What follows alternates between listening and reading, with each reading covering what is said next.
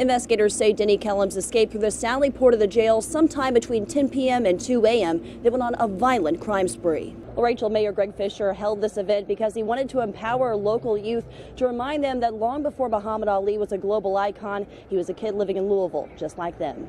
Behind these two facades, there isn't much to look at. In fact, it's a giant hole in the ground. But over the next 2 years, developers hope to transform this property into not one, but two upscale hotels. It will bring in more than $13 million this weekend, making it one of Louisville's top 10 conventions. The last time I checked in, we kept saying there were dozens of people out here. Now I can say with confidence there are hundreds of people out here.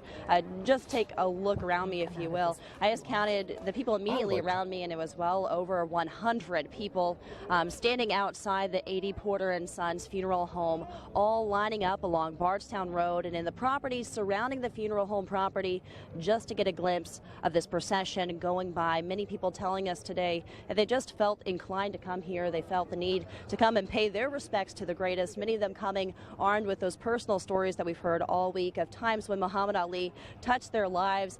Investigators believe the heroin was laced with fentanyl, a powerful narcotic used to treat severe pain. Here in Jennings County, deputies say it caused 10 people to overdose, including two 16-year-olds and a 17-year-old. Tonight they're trying to find the supplier.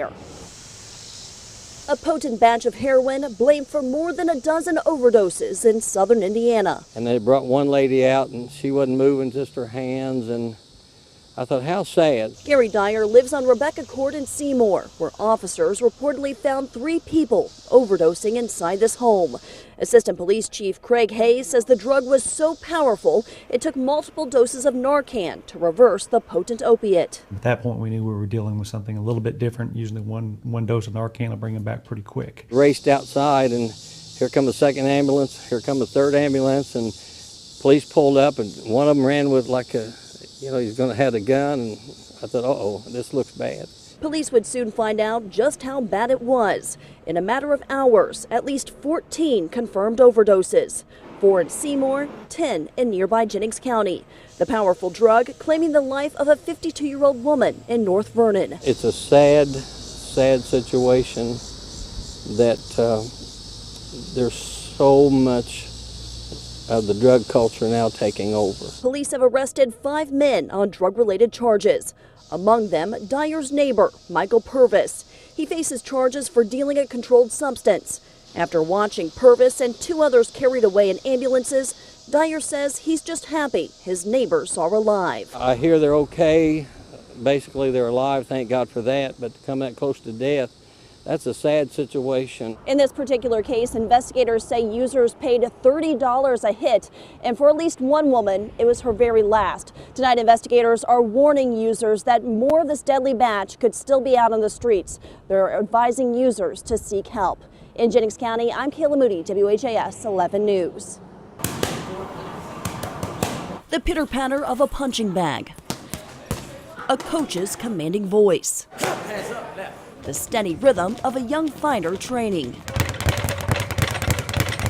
It's places like this where Muhammad Ali was at his best.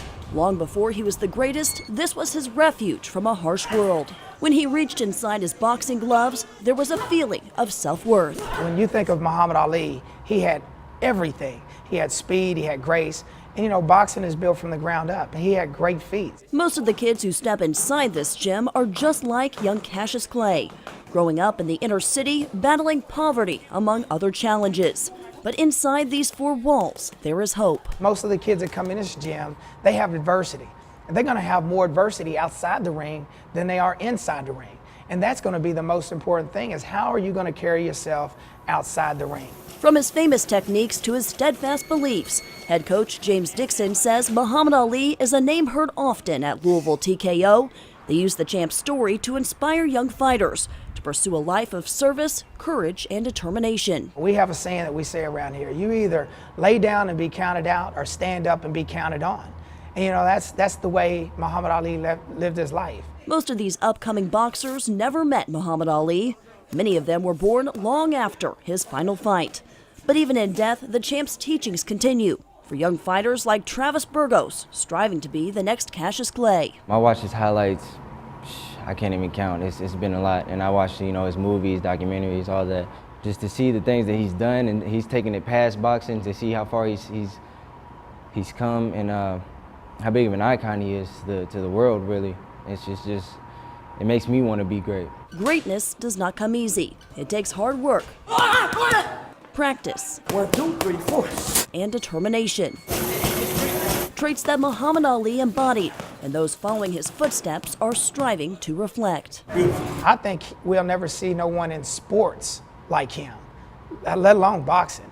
I mean, you won't see another athlete give up so much for other people. He wanted to live the rest of his life host so he can make it into heaven. Well, I'm quite sure he's a first ballot today. In Louisville, I'm Kayla Moody, WHAS 11 News.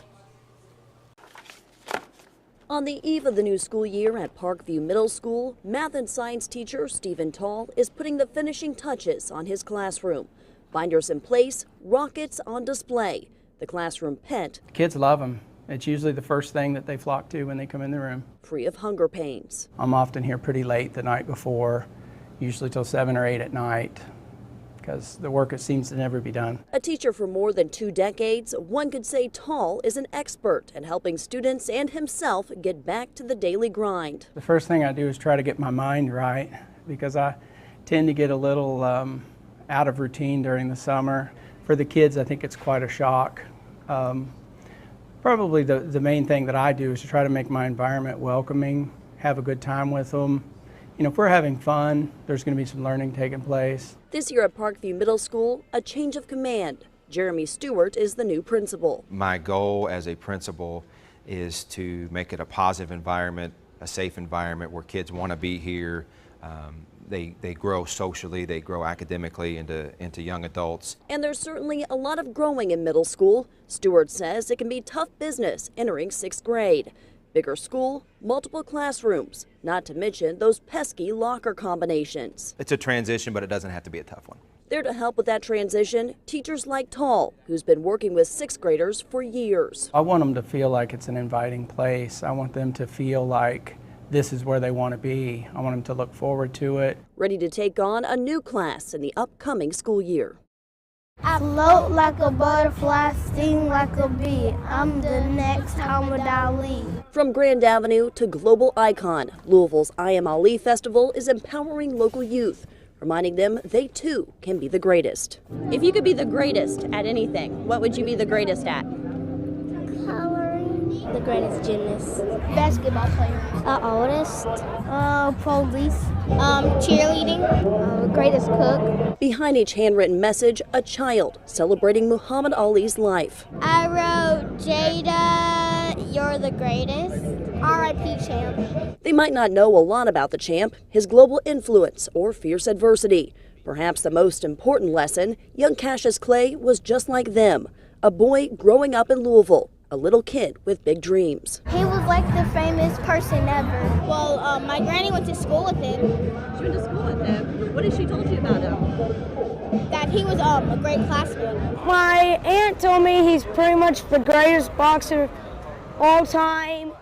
He did some poets, like one of them I know is float like the butterflies, sting like the bees. Muhammad Ali has always had a unique way of connecting with children in his hometown. Even in death, that legacy lives on as he continues to inspire generations for years to come.